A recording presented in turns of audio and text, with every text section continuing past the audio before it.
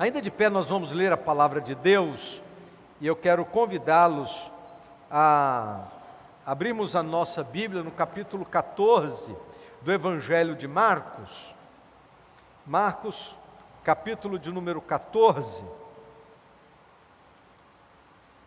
Você pode abrir a sua Bíblia. Marcos, capítulo de número 14. Nós vamos ler os versos de 1 até o verso de número 9. Marcos 14, de 1 a 9, diz assim: Dali a 2 dias era a Páscoa, a festa dos pães asmos, e os principais sacerdotes e os escribas procuravam como o prenderiam à traição e o matariam, pois diziam: não durante a festa, para que não haja tumulto entre o povo. Estando ele em Betânia, reclinado à mesa em casa de Simão, o leproso, veio uma mulher trazendo um vaso de alabastro com preciosíssimo perfume de nardo puro, e quebrando o alabastro, derramou o bálsamo sobre a cabeça de Jesus. Indignaram-se alguns entre si, dizendo: para que todo esse desperdício de bálsamo? Porque esse perfume poderia ser vendido por mais de 300 denários e dar-se aos pobres, e murmuravam contra ela. Mas Jesus disse: deixai-a, por que a molestais?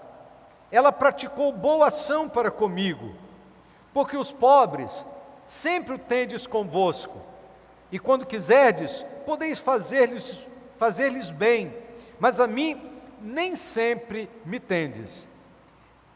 Ela fez o que pôde, antecipou-se a ungir-me para a sepultura. Em verdade vos digo, onde for pregado em todo o mundo o Evangelho, será também contado o que ela fez para memória sua. Os irmãos podem estar assentados, você em casa também. Vamos meditar na palavra de Deus, nesse texto tão significativo.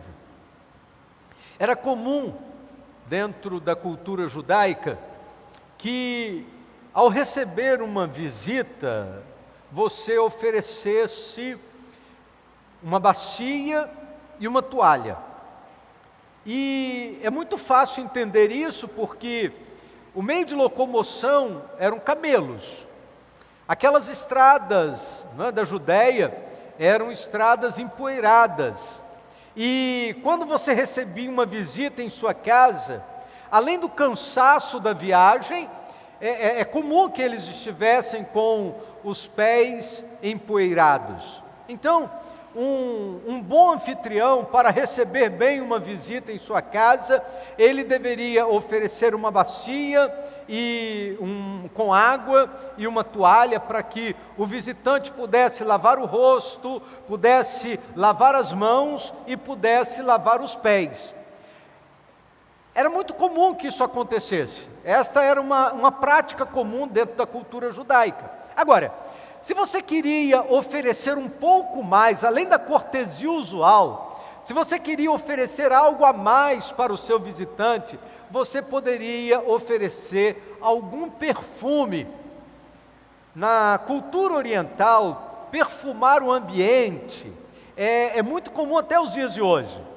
E se você quisesse ser um anfitrião ainda mais cortês, você deveria oferecer algum perfume para que o visitante, além de aciado, ele pudesse se sentir perfumado.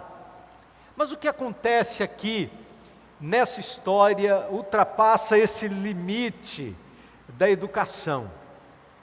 O que acontece nessa história vai muito além. Esse é um momento muito difícil para Jesus.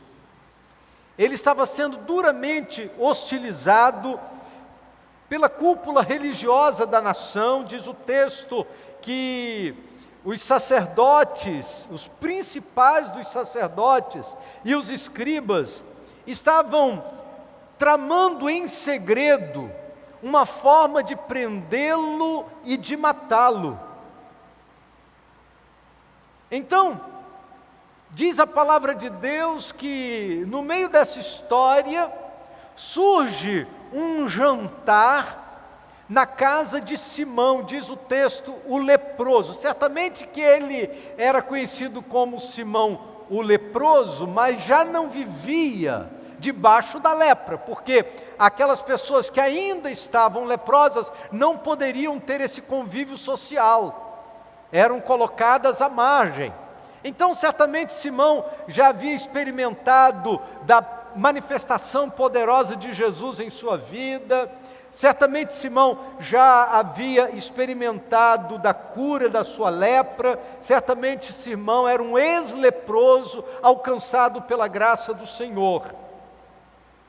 O texto lá no Evangelho de João vai enfatizar, contando essa mesma história, que Marta, Maria e Lázaro estavam presentes nesse jantar. Eram grandes amigos de Jesus. E nesse momento tão especial, ter os seus amigos perto era um refrigério para o mestre.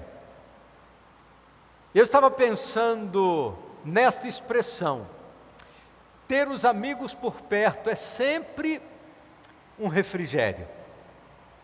Como foi bom abraçar, ainda que com os protocolos, às vezes sem protocolos, algumas pessoas aqui nesta manhã. Como é bom estar junto de amigos. Como refrigera a nossa alma, como alimenta o nosso coração, a gente poder estar perto de amigos, pessoas que amamos. Não era diferente, Jesus amava, diz o texto lá do Evangelho de João, capítulo 11, que Jesus amava a Lázaro, Maria e Marta. E tê-los nesse momento, quando ele estava praticamente se despedindo, tê-los por perto, era muito importante. Tudo parecia encaminhar-se para um final de jantar como muitos outros, até que algo de especial acontece. Uma coisa diferente. Diz o texto que Jesus estava reclinado à mesa, possivelmente descansando após um dia exaustivo, e após o jantar, agora Jesus estava reclinado à mesa, e naquele momento, entra para a história uma mulher. A pergunta que eu gostaria de pensar com você nesse momento da mensagem é a seguinte: por que os seres humanos são lembrados? O que fazemos que pode deixar uma marca na história?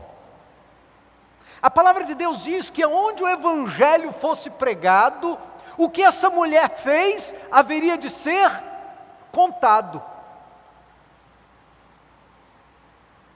Algumas pessoas são lembradas na história por causa de suas atrocidades. Outros são lembrados por causa da traição. Outros são lembrados por causa de sua coragem, por causa de atos heróicos. Outros são lembrados porque, em meio a circunstâncias, exerceram uma resistência incansável.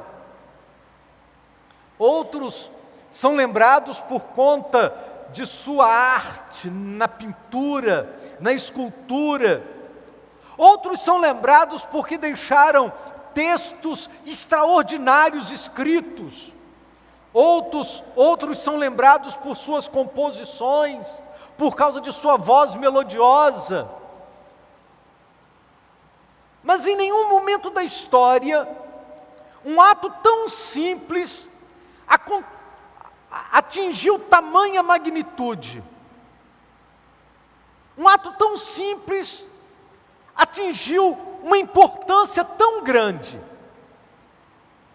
Talvez em nenhum outro momento da história uma criatura tenha chegado tão perto da sua verdadeira humanidade e ao mesmo tempo tão perto da gloriosa divindade de Jesus.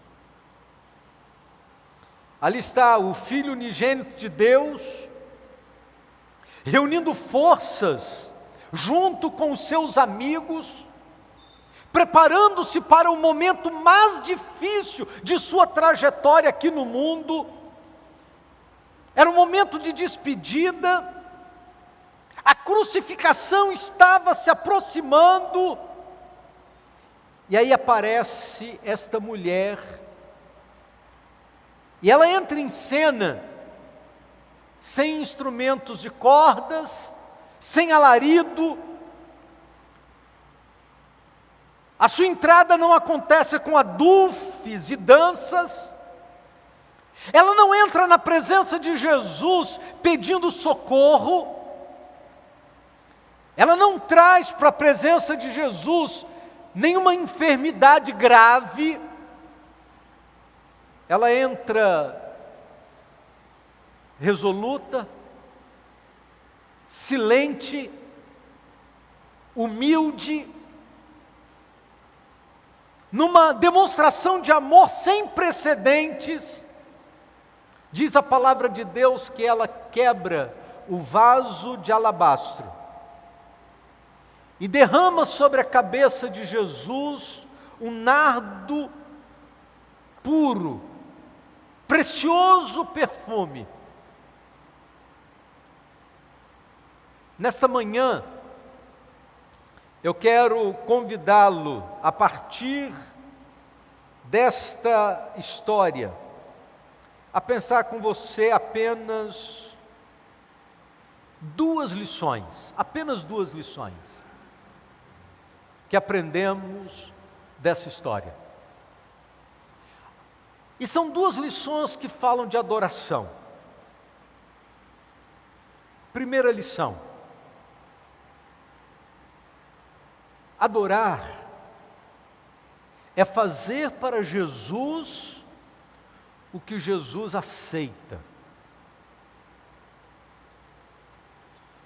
A gente só adora quando o que a gente faz é recebido por Jesus, é aceito por Jesus. Uma expressão de adoração precisa ser alguma coisa que agrade o coração de Jesus. Nem sempre, preste atenção nisso, nem sempre o que agrada o coração de Jesus vai agradar os corações humanos. Nem sempre o que agrada os corações humanos agrada o coração de Jesus. Mas uma expressão de adoração precisa ser sempre algo que agrade o coração de Jesus. Nesta manhã, nós estamos aqui reunidos para adorar a Jesus. E a nossa preocupação primordial precisa ser agradar ao coração de Jesus. Aqueles que estão aqui no templo, no culto presencial, aqueles que estão em casa, também prestando culto ao Senhor, independente da situação em que estejamos, a expressão de adoração precisa trazer em si a preocupação de agradar o coração do Mestre. Adorar a Deus ou adorar a Jesus envolve fazer uma apresentação aceitável perante o auditório divino, e eu tenho falado isso algumas vezes. O auditório do culto é o Senhor, não são as pessoas que estão sentadas nessas cadeiras, não são as pessoas que estão assistindo pelo YouTube. O auditório deste culto é o Senhor. Seja na sua casa, seja aqui no templo, todos nós estamos cultuando a Ele. Ele é o único auditório, Ele é o único assistente. Miqueias capítulo 6, verso 6, a palavra de Deus nos faz um questionamento. A Bíblia diz assim: Com que me apresentarei ao Senhor e me inclinarei ante o Deus excelso? Como é que nós vamos nos apresentar diante de Deus? Como que devemos nos inclinar diante do Deus excelso? É a pergunta que Miqueias nos faz. Adorar é apresentar uma resposta ao amor de Deus. E essa resposta envolve a nossa vida por inteiro. Nosso intelecto, nossas emoções, nosso corpo. O culto precisa atingir a nossa vida por inteiro. O culto é uma expressão de racionalidade? Sim. Paulo diz que nós devemos apresentar a Ele o nosso culto racional. Mas é uma questão também de sentimento? Sim. O nosso coração precisa vibrar. A nossa vida precisa se quebrantar. E às vezes nós pendemos para um lado ou pendemos para o outro lado. Alguns apresentam um culto somente racional, outros apresentam um culto somente emocional, como se fosse possível dividir a vida humana.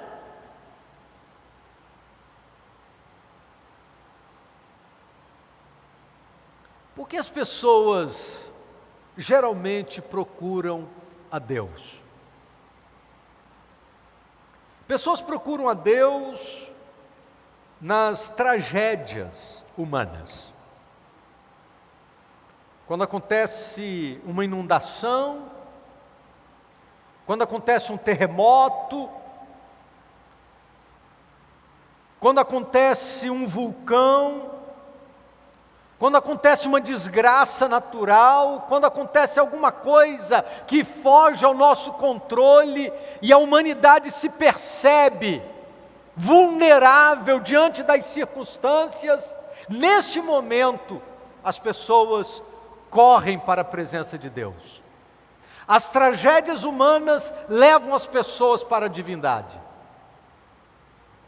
Pessoas procuram a Deus quando são vítimas de injustiça. Quando a guerra explode entre os povos, quando centenas e milhares de pessoas são perseguidas injustamente, expulsos de suas terras, quando os pais perdem seus filhos, quando os filhos perdem seus pais, quando a tortura, quando a impiedade avançam sem que ninguém se importe. Nesses momentos, a voz humana explode em direção ao céu. As pessoas buscam ao Senhor no meio das injustiças. Pessoas procuram a Deus quando precisam de um milagre. Quando apenas há uma única chance de vida. E essa chance depende de um milagre. Quando os recursos humanos se escasseiam. Quando a medicina já não dá mais a resposta necessária. Nesse momento, as pessoas correm para a presença de Deus. Mas não é isso que acontece após esse jantar na casa de Simão. Maria não estava vivendo um momento de tragédia. Ela não estava vivendo um momento de injustiça. E não estava precisando de nenhum milagre. O que acontece aqui em Betânia não tem absolutamente nada a ver com catástrofe natural, ou perseguição, ou dificuldade pessoal que Maria estivesse atravessando. Na verdade, ali estava uma mulher com a alma derramada diante do Senhor, desejosa de honrar a Jesus. Eu gosto muito dessa expressão. Aquela mulher estava desejosa de honrar a Jesus. E então diz a palavra de Deus que esse seu amor não dá para conter, não dá para segurá-lo. E diz a palavra de Deus que ela se aproxima de Jesus para honrar a Jesus.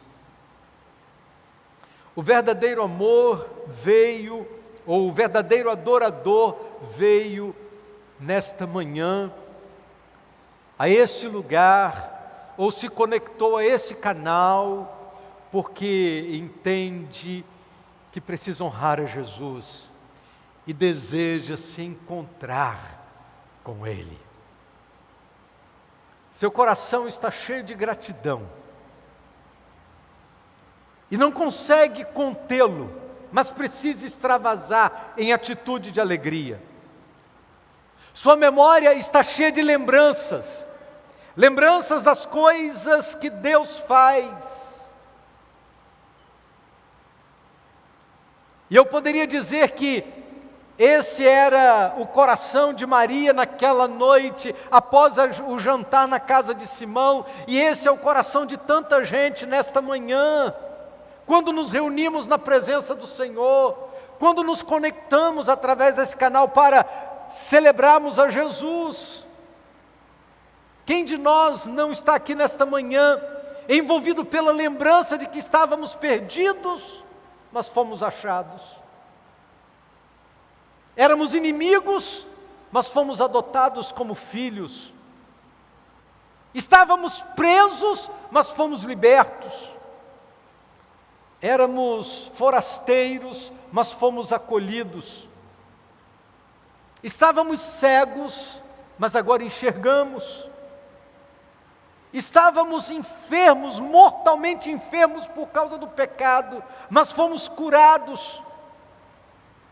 Nesta manhã, a nossa mente, o nosso coração se volta para a cruz de Cristo. Lembramos do Cristo crucificado, do seu sangue derramado, do seu corpo partido, do sacrifício envolvido, do pecado perdoado, do passado esquecido. Quantas memórias que invadem o nosso coração nesta manhã de culto, de adoração, de saber da manifestação da grandeza do amor de Deus para conosco. Quais são as memórias que você traz nesta manhã, meu irmão, minha irmã, para apresentar diante do Senhor em adoração? Você as trouxe? Você as tem? Mas em segundo lugar, a segunda grande lição que aprendemos com essa história é que adorar é oferecer presentes caros a Deus. Essa é uma questão gravíssima. Quando nós queremos, de fato, agradar a Deus, nós não gostamos de presentes baratos. Você se lembra daqueles amigos ocultos da escola?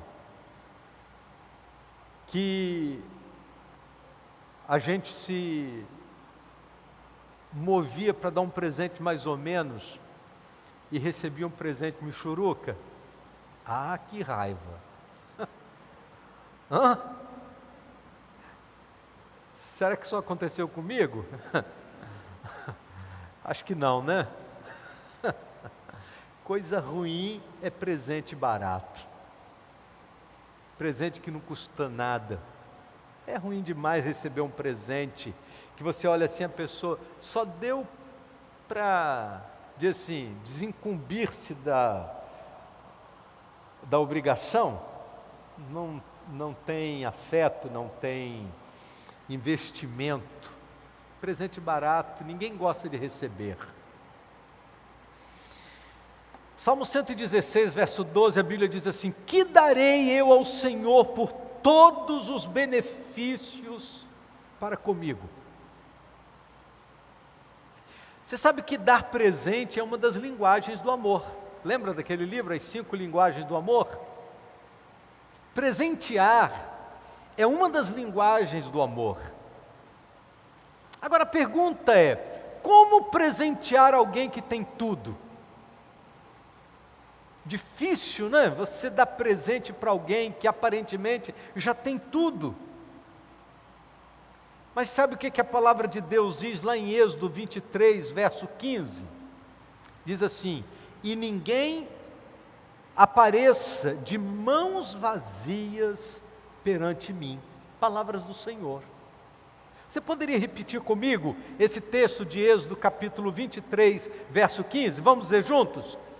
E ninguém apareça de mãos vazias perante mim. Adorar é oferecer presentes caros, porque adorar é expressar o amor que temos para com o Senhor. Eu lembro de uma história de um certo homem que voltava de uma viagem de negócios, e ele queria levar para casa uma lembrança para sua esposa, que estava em casa esperando, aguardando a sua volta com ansiedade. E então ele entra numa perfumaria no aeroporto e diz para a atendente assim: olha, eu gostaria de levar um presente para minha esposa, e perguntou: você teria alguma coisa para me sugerir? E a atendente lhe trouxe uma colônia. E ele olhou aquela colônia e perguntou: qual o custo? Depois de cheirar e perceber o perfume suave e agradável, quanto custa essa colônia? Ela disse: apenas R$200, Senhor. Ele coçou a cabeça e disse: moça, por acaso você teria alguma coisa um pouco mais barato? Ela trouxe então um creme hidratante. E ele perguntou: quanto custa? R$100. Olha, ele é muito bom, mas eu estava pensando em alguma coisa um pouco mais em conta. A atendente voltou trazendo um shampoo que custava R$60. Ele pediu alguma coisa um pouco mais barato. Ela trouxe um batom que custava R$30. O homem olhou para o batom e disse: olha, esse batom é muito bonito, ela vai gostar muito, mas tem alguma coisa um pouco mais barato? Ela foi e tirou debaixo do balcão um espelho e entregou para ele.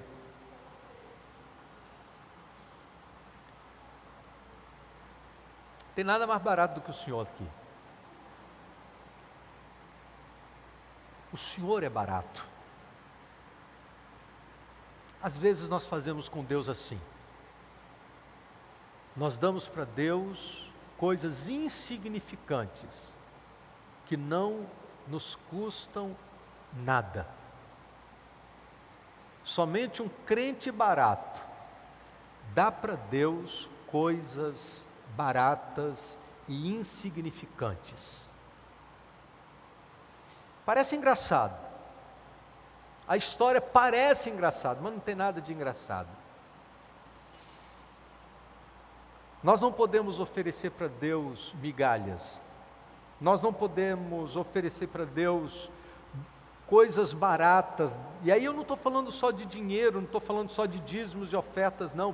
Eu estou falando que a gente não pode oferecer para Deus migalhas da nossa atenção, não podemos oferecer para Deus migalhas da nossa devoção, não podemos oferecer para Deus migalhas do nosso tempo, não podemos oferecer para Deus migalhas da nossa dedicação, não podemos oferecer para Deus migalhas da nossa vida.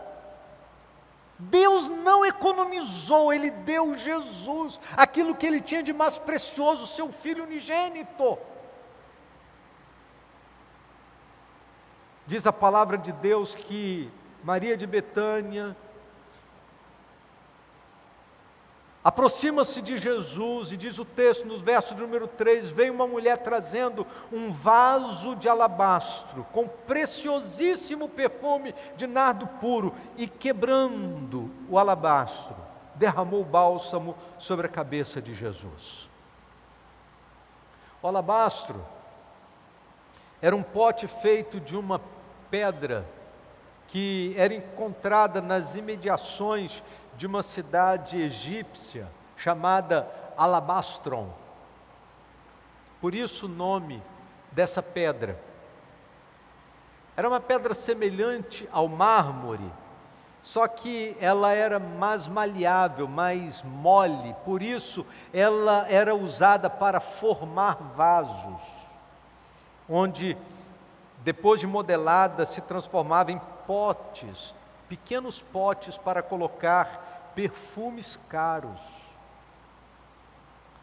O nardo era um bálsamo feito da raiz de uma planta da Índia, que crescia nas montanhas do Himalaia. Os arábios chamavam de cravo indiano. E eram raros não apenas pela distância, mas pela raridade da planta. E isso fazia com que o nardo fosse um produto caríssimo. O alabastro e o nardo, oferecido por Maria, talvez tenha sido o presente mais caro que Jesus tenha recebido durante toda a sua vida neste mundo. Com base no cálculo feito por Judas, só o nardo custaria 300 denários. 300 denários significa 300 dias de trabalho. Se você tira o sábado que não se podia trabalhar, era um ano de trabalho. Pensa em um ano do seu salário. Era mais ou menos isso que aconteceu naquele ambiente, quando Maria deu a Jesus aquele presente. Tem um autor chamado William Barclay, escrevendo sobre esse texto, ele diz o seguinte: o amor não calcula meticulosamente menos ou mais. Não se preocupe em saber quão pouco pode ser decentemente oferecido. Se deu tudo o que tinha, então deu o mundo inteiro e ainda seria pouco.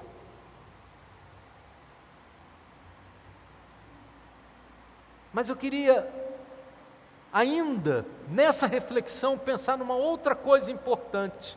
A maneira com que aquele presente foi oferecido. Diz o texto que, quebrando o alabastro, derramou o bálsamo sobre a cabeça de Jesus.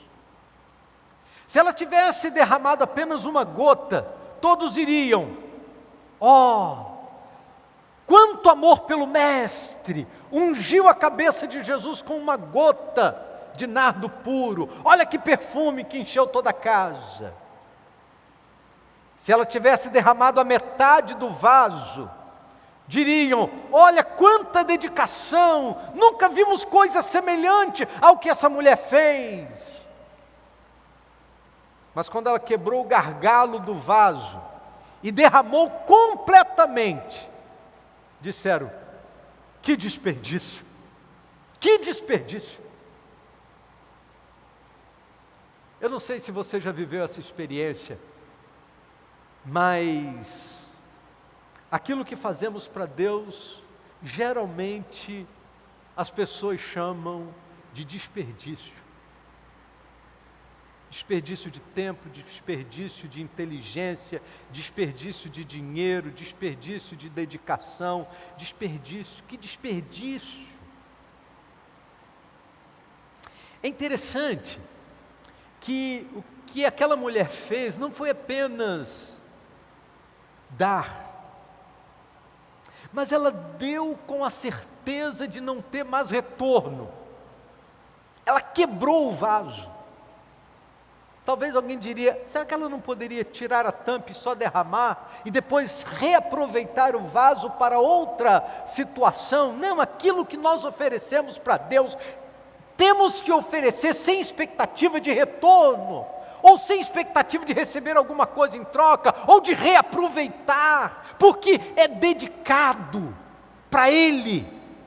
Foi isso que aquela mulher fez. Ela quebrou, porque a partir daquele momento não seria mais usado por ela. E sabe, queridos, o que dificulta a dedicação de algumas pessoas ao reino é que muita gente é inquebrável. É inquebrável. Tem muita gente inquebrável. E a menos que a gente seja quebrantado, a menos que a gente seja arrebentável, a gente não vai poder oferecer o nosso nardo puro de amor a Jesus, a menos que sejamos arrebentáveis. Alguns cristãos nunca desperdiçam suas emoções. Alguns cristãos nunca choram com nada, nunca se alegram, nunca vibram, nunca se abalam. Estão sempre assim numa linha de muita segurança. Adoradores inquebrantáveis oferecem uma adoração sem intensidade, sem gosto, sem uma gargalhada de alegria, ou uma lágrima de quebrantamento. Uma mesmice que enoja.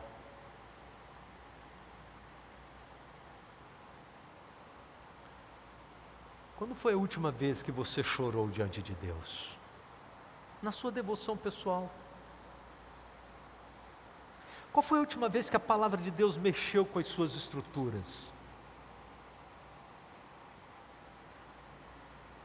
Quando foi a última vez que a sua alma se derramou diante do Senhor? Por um cântico que você ouviu, por uma palavra, por uma oração, por um testemunho, por um milagre? Qual foi a última vez que isso aconteceu? Quando foi a última vez que você demonstrou legitimamente o grau de consciência da sua dívida para com o Senhor? Qual foi a última vez que você realmente se importou com o que o Senhor Jesus sente e não com o que você precisa? Aqui está uma grande diferença. Da gente se importar com o que Jesus sente e não com o que a gente precisa.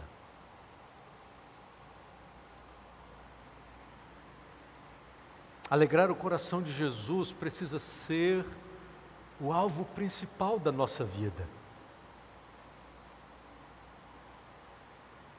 Maria não estava preocupada com o benefício que ela receberia daquele ato. Ela queria, naquele momento, alegrar o coração de Jesus. Mas antes de quebrar o vaso, ela precisou quebrar a si mesma e oferecer a si mesma. Eu quero terminar a mensagem desta manhã lembrando de uma história de uma missionária. Já que estamos em campanha de missões, uma missionária que evangelizava crianças numa ilha do sul do Pacífico, explicava que o costume de dar presentes no Natal era uma expressão de amor que lembrava o grande presente de Deus ao ser humano, a vinda de Jesus, Filho de Deus. Depois de alguns dias, um menino daquela ilha veio à casa da missionária com um cesto de palha e disse: missionária, eu te amo e quero te dar um presente. Então imediatamente tirou do cesto uma linda concha que ela nunca tinha visto, de tão linda que era. E a missionária, muito emocionada, agradeceu, pois sabia que aquela concha somente era encontrado do outro lado da ilha, que envolvia uma caminhada de mais de meio-dia para poder chegar naquele ponto tão distante. E ela disse: por que você teve que ir tão longe para achar essa concha? O garoto sorriu e disse para a missionária: a longa caminhada faz parte do presente.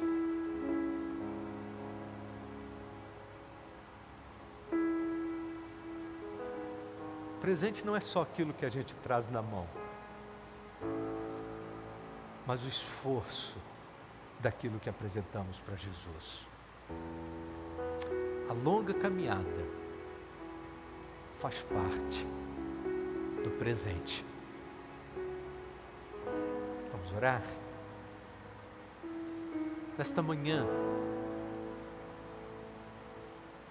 culto que apresentamos ao Senhor é um presente de amor.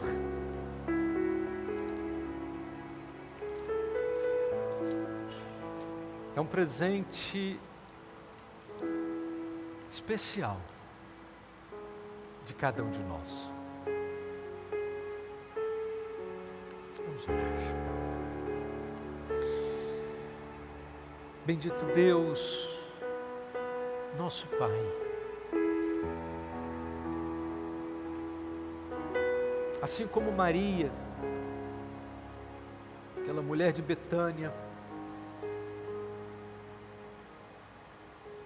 aproveita aquele momento após o jantar para apresentar a Jesus a sua adoração, de uma maneira muito prática, em forma de presente, quebrando o vaso, derramando o nardo sobre a sua cabeça. E Jesus recebeu, Jesus aceitou.